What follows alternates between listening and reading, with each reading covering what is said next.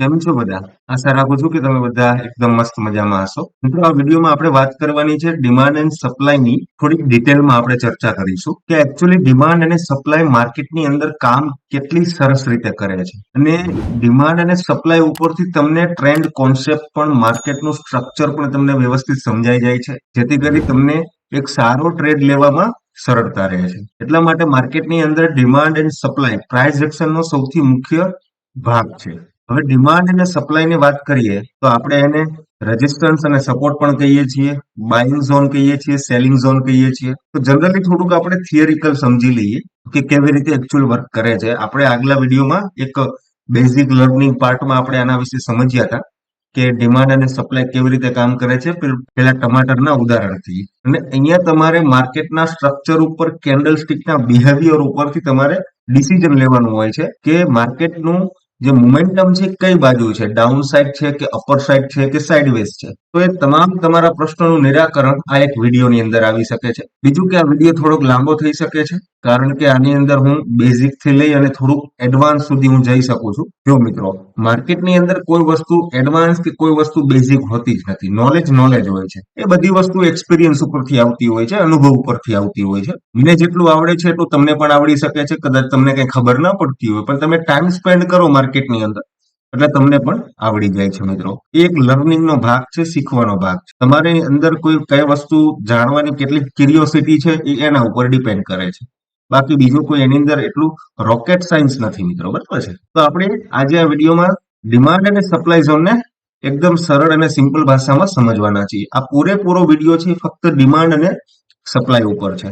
Exactly market ઉપર કેવી રીતે ડિમાન્ડ અને સપ્લાયને આપણે નક્કી કરી શકીએ, જોઈ શકીએ છીએ, એ પણ હું તમને આ ચાર્ટ્સ ઉપર તમને સમજાવી દઉં છું. બીજું એ કે મિત્રો, આપણે જેટલા પણ યુટ્યુબ ઉપર વિડીયો નાખીએ છીએ તો એની અંદર 55% પણ વધારે લોકો છે જે આપણા વિડીયોને જોવે તો છે પણ આપણી ચેનલને સબસ્ક્રાઇબ નથી કરતા મિત્રો. તો મહેરબાની કરી મિત્રો, એટલી મારી રિક્વેસ્ટ છે કે આપણી ચેનલને તમે સબસ્ક્રાઇબ કરી લો અને બેલ આઇકન ઉપર અવશ્ય ક્લિક કરી આપો, જેથી કરી હું જ્યારે પણ કોઈ નવો વિડીયો અપલોડ કરું તો તમને એની નોટિફિકેશન મળતી રહે અને જેથી કરી જે આપણી લર્નિંગ પ્રોસેસ છે એ કન્ટિન્યુઅસ રહે. જો તમે સ્ટોક માર્કેટની અંદર એકદમ નવા હોય તો આપણી જે સ્ટોક માર્કેટ બેઝિક જે સિરીઝ છે એ તમે પૂરી જોઈ શકો છો.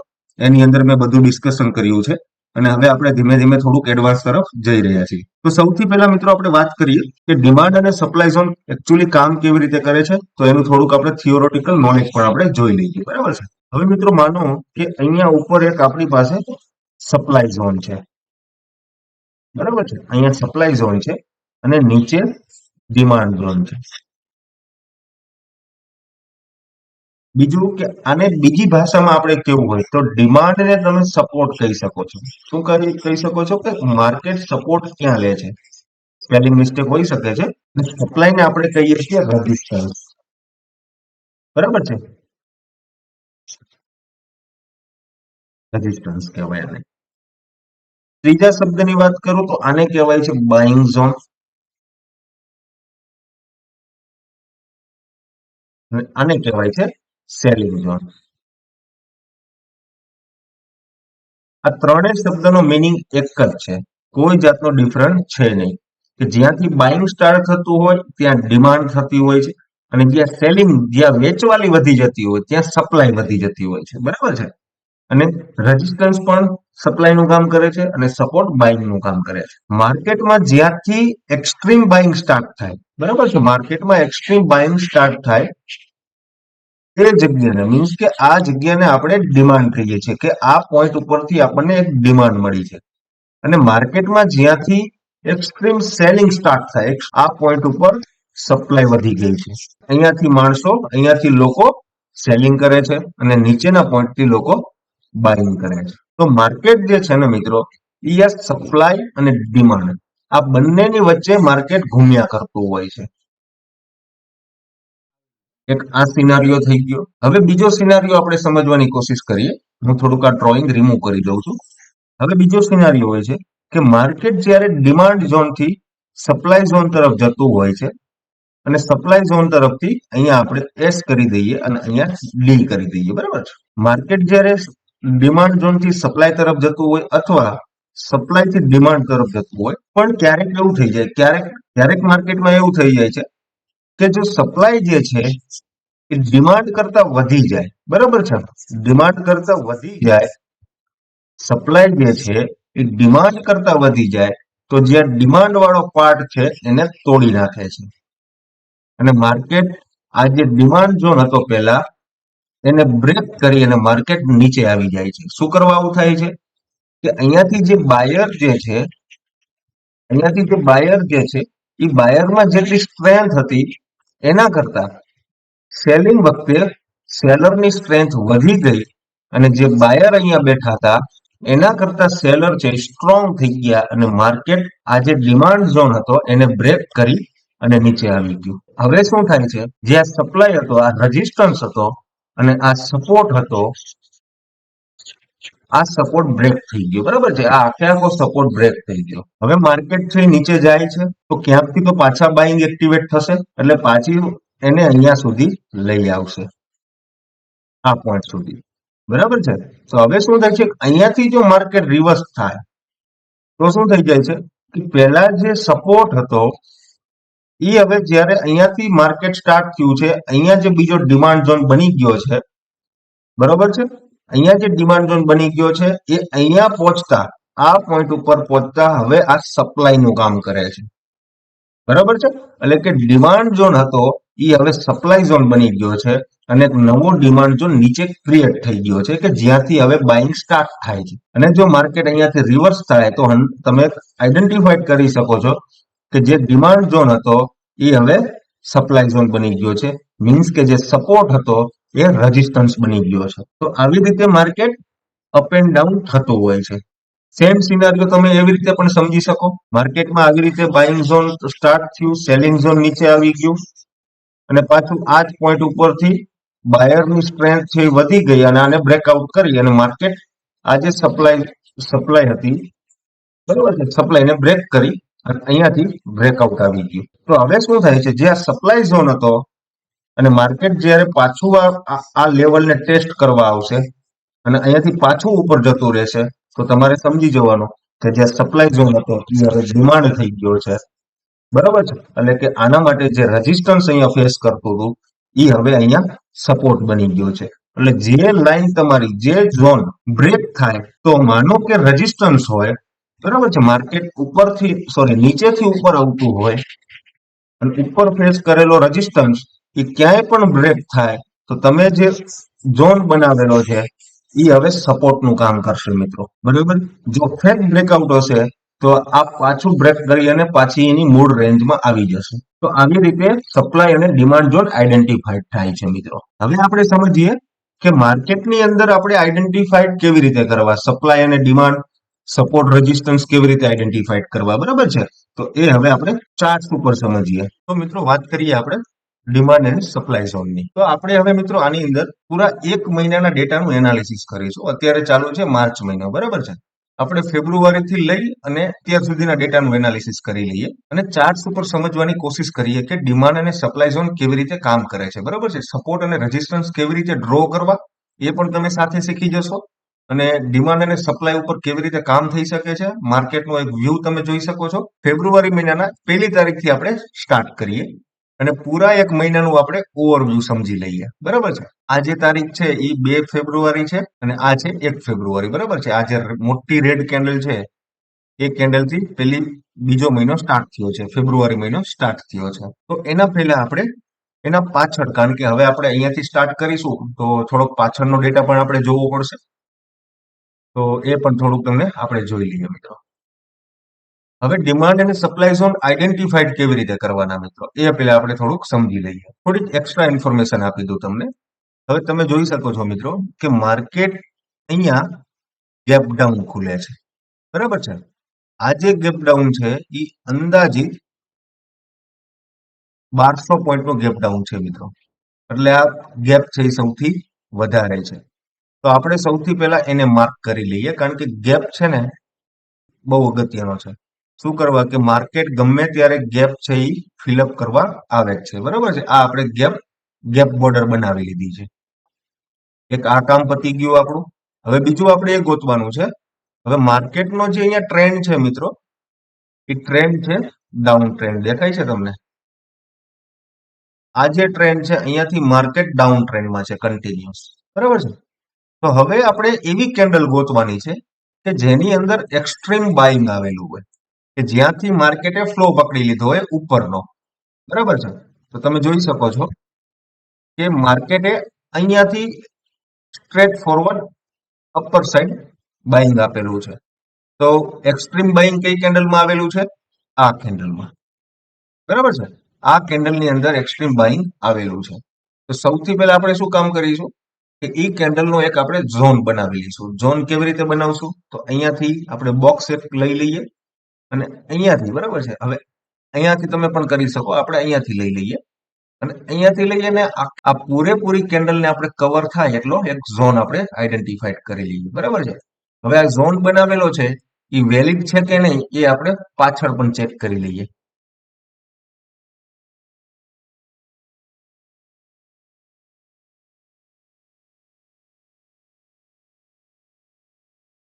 ઓકે મિત્રો, તમે જોઈ શકો છો કે આ વેલિડ ઝોન છે. બરાબર છે? માર્કેટ છે એ ઝોનની આજુબાજુમાંથી રિવર્સ થાય છે અને પછી એક કન્ટિન્યુઅસ ફ્લોમાં એક બ્રેકઆઉટ આપી અને માર્કેટ ત્યાંથી અપર ટ્રેન્ડમાં જતું રહ્યું છે. બરાબર છે? એનો મતલબ આપણે જે આ ઝોન બનાવ્યો છે એ વેલિડ ઝોન છે. રેડી? આટલું સમજાઈ ગયું. એક્સ્ટ્રીમ બાઇંગ છે આપણું અહીંયાથી આવ્યું છે. બરાબર છે?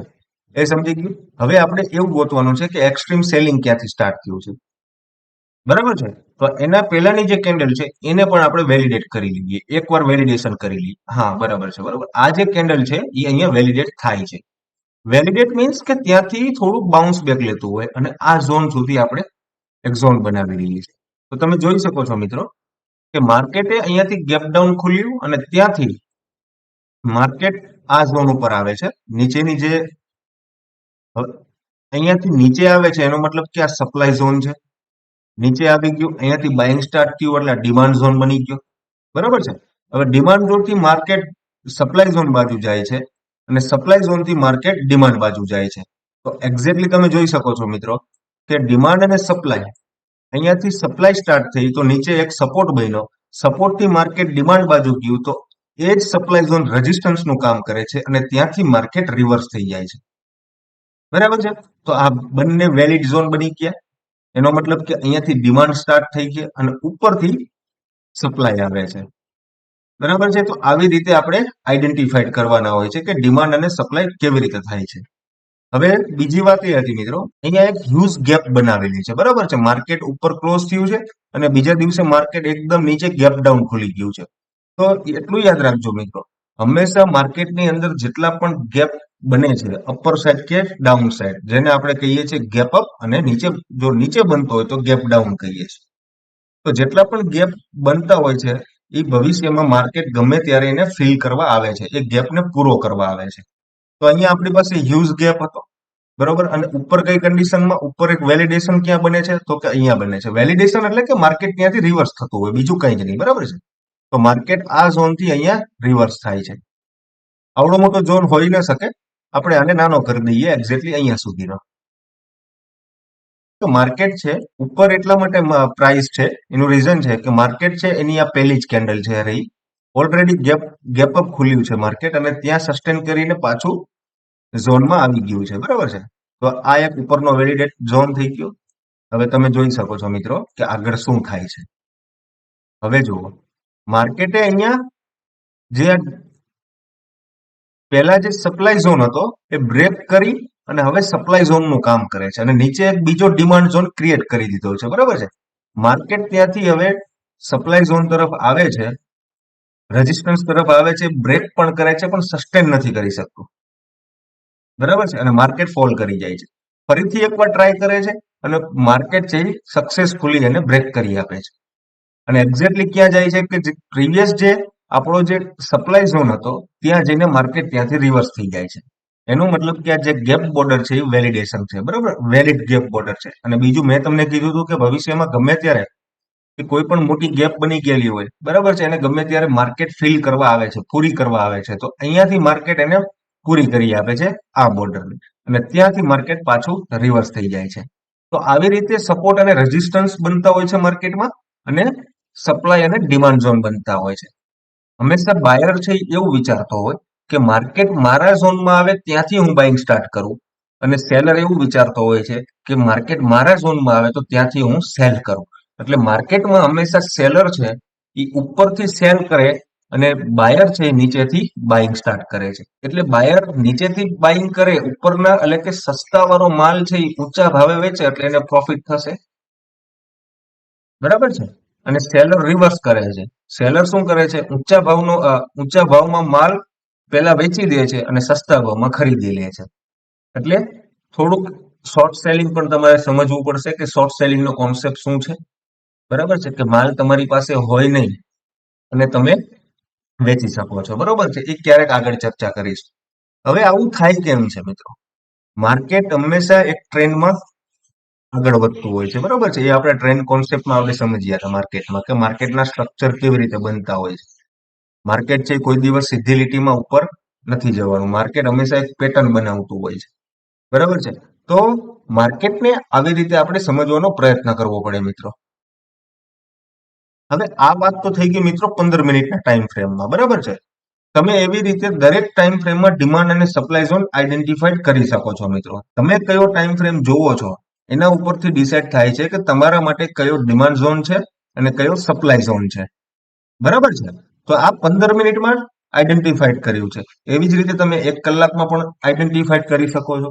આપણે એનું પણ ઉદાહરણ સમજી લઈએ. માનો કે 1 ડે ટાઈમ ફ્રેમ છે, તો 1 ડે ટાઈમ ફ્રેમમાં પણ તમે ડિમાન્ડ અને સપ્લાય ઝોન બનતા હોય છે. જોઈ શકો છો મિત્રો કે એક્સ્ટ્રીમ બાઇંગ અહીંયાથી સ્ટાર્ટ થયું છે, મીન્સ કે આ થઈ ગયો છે વેલિડ ડિમાન્ડ ઝોન.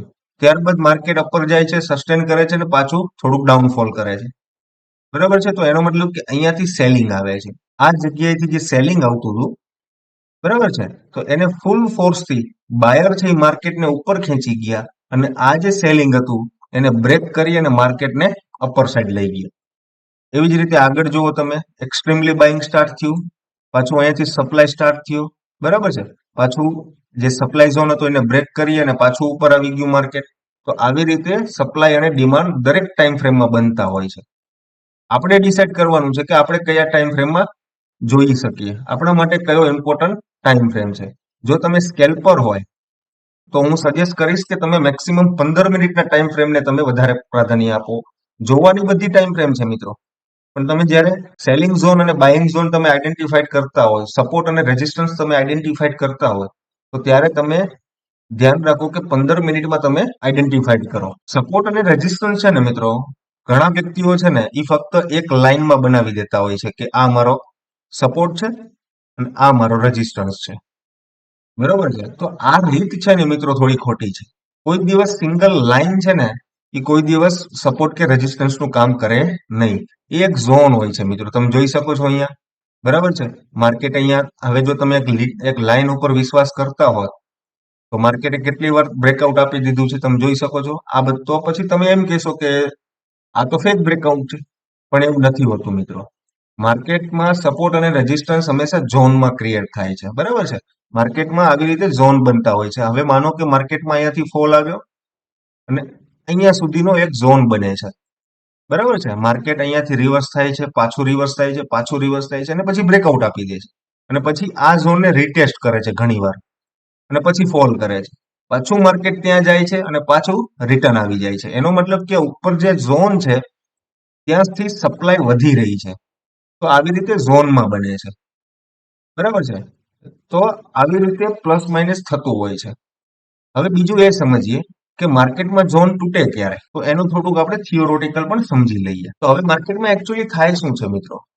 હવે આપણે તો રહ્યા રિટેલર, બરાબર છે, 5 લોટ, 10 લોટ, 50 લોટ, 100 લોટ થી કામ કરતા હોય.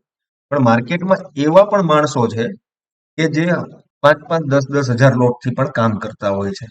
હવે જો એક સાથે બાઇંગ સ્ટાર્ટ કરી દે તો માર્કેટ છે એ એકદમ શાર્પ અપસાઇડ આપી દેશે. બરાબર છે, શાર્પ મોમેન્ટમ આવી જશે. તો હવે એ પોતે ડિસાઇડ નહીં કરી શકે. તો હવે શું છે કે જ્યારે પણ માર્કેટ એક ઝોનમાં ક્રિએટ થાય, એટલે જે હું અહીંયા વાત કરું છું બાઇંગ ઝોન, બરાબર છે. હવે માનો કે બાઇંગ ઝોનની જે આ પોઈન્ટ છે એ 100 પોઈન્ટની રેન્જ છે, અહીંયાથી 0 અને અહીંયાથી 100. હવે બાયર છે એ એક ઝોનમાંથી બાઇંગ સ્ટાર્ટ કરશે, બરાબર છે. માનો કે એને 50,000 લોટ ખરીદવા છે, બરાબર છે. 50,000 લોટ ખરીદવા છે. તો એ બ્રોકરને શું કહે છે કે તું 0 થી લઈ અને 100 પોઈન્ટ સુધી, એટલે કે 0 થી લઈ અને 100 રૂપિયા સુધીમાં મારા 50,000 ઓર્ડરને તું પંચ કરીએ. તો હવે આ 50,000 ઓર્ડરમાં બાઇંગ કરવાનું છે, તો સામે એટલા જ લોટના સેલર પણ હોવા જોઈએ ને, બરોબર છે. એટલા લોટના સેલર હોવા જોઈએ, ત્યારે આ 50,000 લોટ એક્ટિવેટ થશે. ત્યાં સુધી તો બાઇંગ થશે નહીં. એટલે એટલે બ્રોકર શું કરે કે પહેલી વાર જ્યારે લિમિટ આપી દે કે 100 રૂપિયાથી લઈ અને 0 થી લઈને 100 રૂપિયા સુધીમાં જેટલા પણ ઓર્ડર એક્ટિવેટ થાય એટલા કરી નાખશે. સપોઝ કે આમાંથી 20,000 ઓર્ડર છે, એ 20,000 લોટના ઓર્ડર કમ્પ્લીટ થઈ ગયા, એટલે શું છે માર્કેટ છે એ બહાર નીકળી જશે, બરાબર છે. માર્કેટ છે એની રેન્જમાંથી બહાર નીકળી જશે. ઉપર પાછી સપ્લાય છે, ત્યાં પાછું કોક 50,000 ઓર્ડર લઈને બેઠું હશે સેલ કરવા માટે, તો એના ઝોનમાં આવશે એટલે પાછી એની રેન્જ હશે કે 100 રૂપિયાથી લઈ. હું તમને એક ઉદાહરણ સમજાવું છું કે એ પણ એના બ્રોકરને કહે છે કે હવે તું મારા 50,000 લોટને તું સેલ કરી દે. એટલે એ પણ એવી રીતે ઓર્ડર પંચ કરશે, એટલે માર્કેટ થોડુંક એ ઝોનમાં ઉપર નીચે થશે, કારણ કે મલ્ટિપલ ઓર્ડર ત્યાં જનરેટ થતા હોય છે. એટલા માટે થોડીક વાર માટે માર્કેટ છે સાઇડવેઝ થઈ જાય છે, પોઝ લઈ લે છે. એનો મતલબ કે ત્યાં બિગ મની આવી રહી છે, બરાબર છે. ત્યારબાદ માર્કેટ પાછું ત્યાંથી ફોલ થશે. હવે 20,000 જે બ્લોક થઈ ગયા છે, હવે પાછા 30,000 પડ્યા છે, તો એમાંથી પાછા 10,000 માનો કે આ રેન્જમાં આવીને પાછા cell order buying order generate થાય છે. એટલે પાછું માર્કેટ છે એ ડિમાન્ડ ક્રિએટ કરશે, એટલે માર્કેટ ઉપર જતું રહેશે. પાછું એવી જ રીતે નીચે આવશે. એવી જ રીતે અહીંયા સેલર છે એ પોતાના બીજા ઓર્ડરને પંચ કરશે, સેલ ઓર્ડરના, કારણ કે એ પણ અહીંયા પોતાની રેન્જમાં ઓર્ડર પંચ કરવા બેઠો છે. તો આવી રીતે માર્કેટ અપ એન્ડ ડાઉન થતું હોય છે. હવે વધ્યા છે 30,000, બરાબર છે. તો 30,000 ઓર્ડર હજી પણ પડ્યા છે. તો બ્રોકર છે એ પાછા અહીંયાથી લિમિટ ઓર્ડરમાં 30,000 ઓર્ડર પંચ કરશે, પાછું માર્કેટ નીકળી જશે. હવે મિત્રો શું થાય, માનો કે અહીંયા સેલિંગ કરવા વાળું કોઈ મળે નહીં, બરાબર છે.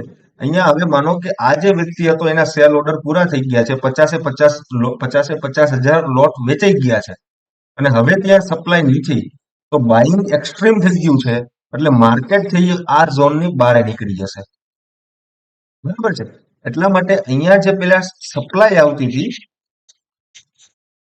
બરાબર છે, એ બ્રેક થઈ જાય છે, અને હવે અહીંયાથી નવી ડિમાન્ડ ચાલુ થશે. શું કરવા, એક તો નીચેથી ડિમાન્ડ જનરેટ થયેલી જ છે. હવે આ ઝોનને ઓલરેડી થોડુંક પેલું ડ્રોઈંગ ગંદુ થઈ ગયું છે, પણ સમજવાનો પ્રયત્ન કરજો. આ ઝોનથી નવા ફ્રેશ બાયર પણ અહીંયા આવશે, બીજા બાયર આવશે, એટલે માર્કેટને ડબલ સ્ટ્રેન્થ મળશે, અને માર્કેટ છે એ પાછું વન વે દિશામાં અપરની સાઈડ પોતાનો ટ્રેન્ડ કન્ટિન્યુ કરશે. તો માર્કેટની અંદર ડિમાન્ડ અને સપ્લાય આવી રીતે થતી હોય છે મિત્રો. અને ડિમાન્ડ અને સપ્લાયની અંદર હંમેશા જે માર્કેટ સ્ટ્રક્ચર છે એ હંમેશા કામ કરતું હોય છે, બરોબર છે. આવી રીતે જે બને છે માર્કેટ, અપ એન્ડ ડાઉન, એવી રીતે ડાઉનફોલ બનાવતું હોય છે, અને એવી જ રીતે અપર સાઇડ ક્રિએટ થતો હોય છે. તો આવી જ રીતે માર્કેટ ડિમાન્ડ અને સપ્લાય બાજુ જતું હોય છે મિત્રો, બરાબર છે. તો આશા રાખું છું કે આ કોન્સેપ્ટ તમને ઈઝી ભાષામાં સમજાણો હશે, અને જો ન સમજાય મિત્રો તો ફરીથી એક વખત તમે આ વિડીયોને જોજો, બરાબર છે, અને સમજવાનો પ્રયત્ન કરજો. જો કાંઈ પણ ડાઉટ હોય મિત્રો, તો આ વિડીયોની લિંકની અંદર આપણી ફ્રી ટેલિગ્રામ ચેનલ પણ આપણે બનાવી નાખી છે, એમાં પણ તમે જોઈન થઈ શકો છો. ત્યાં હું મારો માર્કેટનો વ્યૂઝ પણ હું તમને ડેઈલી કહેતો રહીશ, કઈ જગ્યાએ સ્કેલ્પિંગમાં સારો ટ્રેડ મળે છે એ પણ હું કહેતો રહીશ, એને પણ તમે જોઈન કરો. અને મિત્રો આપણી આ ચેનલને સબસ્ક્રાઇબ કરો, જેથી કરી જેટલા પણ રિટેલર છે જે નાના નાના રૂપિયાથી કામ કરે છે, 15,000 રૂપિયા 20,000 રૂપિયાથી કામ કરે છે અને લૂઝ કરી નાખે છે, અને પાછા માર્કેટમાં આવે છે 15-20,000 રૂપિયા લઈને, કે જે એમની મહિનાની સેલેરી આવતી હોય, બરાબર છે, એ રૂપિયા આની અંદર બગાડે નહીં, અને કંઈક શીખી અને થોડા ઘણા પૈસા કમાવાનું કામ કરે, બરાબર છે. શીખવું પડશે મિત્રો, ધંધો છે તો શીખવું પડશે, બરાબર છે. બીજું કે ખાસ મિત્રો, આપણા 50-55% વ્યુઅર છે કે જેમને આપણી ચેનલ સબસ્ક્રાઇબ નથી કરી, આપણા વિડીયો જોવે છે કન્ટિન્યુઅસ, પણ ચેનલ નથી સબસ્ક્રાઇબ કરતા મિત્રો. તો મહેરબાની કરી આપણી ચેનલને સબસ્ક્રાઇબ કરી નાખો. જો તમે આપણી ચેનલને સબસ્ક્રાઇબ કરશો, કોઈ કોમેન્ટ કરશો મિત્રો, તો મને પણ ઈચ્છા થશે કે મને જે કંઈ પણ આવડે છે એ હું આગળ તમને કન્ટિન્યુ કરું મિત્રો. એટલે મારી જે મહેનત છે એ વેડફાય નહીં, અને તમને કન્ટિન્યુ નવું શીખવા મળે. અને બીજું કે દરેક દિવસે જ્યારે માર્કેટ ખુલે છે એનો મતલબ કે ગયા 2-4 દિવસનું એક્સટેન્શન છે મિત્રો. 2-4 દિવસની જે કંઈ પણ ઇફેક્ટ હશે એ માર્કેટમાં દેખાવાની છે. કે જો માર્કેટ મારા સપોર્ટમાં છે અથવા માર્કેટ મારા રેઝિસ્ટન્સ ઉપર છે તો ત્યાં મારે વિરુદ્ધ સાઈડનો ટ્રેડ લેતા બચી શકાય. બરોબર છે? તો આટલી વસ્તુને હંમેશા યાદ રાખજો મિત્રો. એટલા માટે સપોર્ટ અને રેઝિસ્ટન્સ પ્રાઇસ એક્શનનો એક મહત્વનો ભાગ. તો આશા રાખું છું કે આપણો આ વિડીયો ગમ્યો હશે અને જો મારું કામ તમને ગમતું હોય તો આપણી આ ચેનલને સબસ્ક્રાઇબ કરો, કોમેન્ટ કરો અને લાઈક કરો. જેટલા પણ નવા મિત્રો છે એને તમે જોઈન્ટ કરો અને નવું શીખવાનો એક આપણે પ્રયત્ન સાથે કરીએ મિત્રો. બરાબર છે? ટિપ્સ નહીં આપું પણ તમને ખુદ આત્મનિર્ભર કરી દઈશ કે તમે ખુદ ટ્રેડ લઈ શકો એટલી મારી ગેરંટી છે. તો આશા રાખું છું કે મિત્રો તમને આ વિડીયો ગમ્યો હશે. તો મળીએ એક નવા વિડીયોમાં. ત્યાં સુધી કંઈક શીખતા રહીએ નવું નવું. Thank you.